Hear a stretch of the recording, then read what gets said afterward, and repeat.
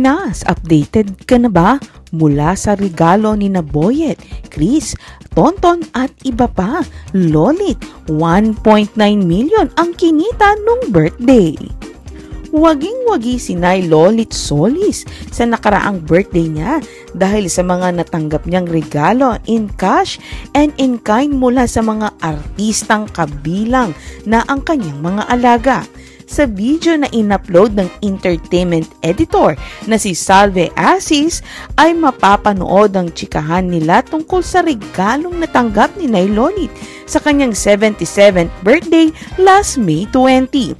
Say pa ni Lolit ay 1.9 million daw ang kanyang kinita nung kanyang birthday at ikinaloka rin niya. 1.9 million.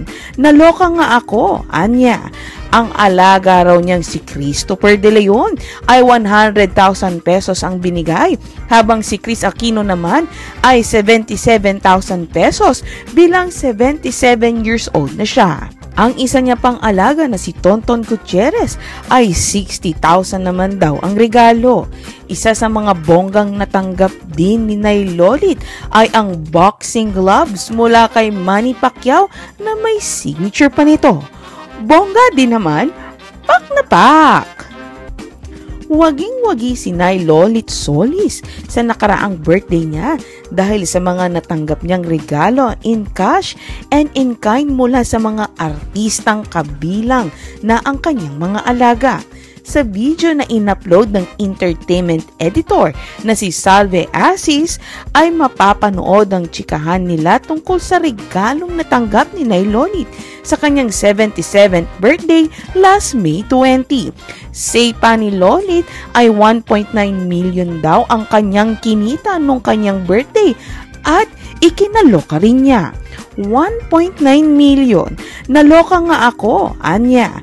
Ang alaga raw niyang si Christopher De Leon ay 100,000 pesos ang binigay, habang si Chris Aquino naman ay 77,000 pesos bilang 77 years old na siya. Ang isa niya pang alaga na si Tonton Gutierrez ay 60,000 naman daw ang regalo. Isa sa mga bonggang natanggap din ni Nay Lolit ay ang boxing gloves mula kay Manny Pacquiao na may signature pa nito. Bongga din naman, pak na pak!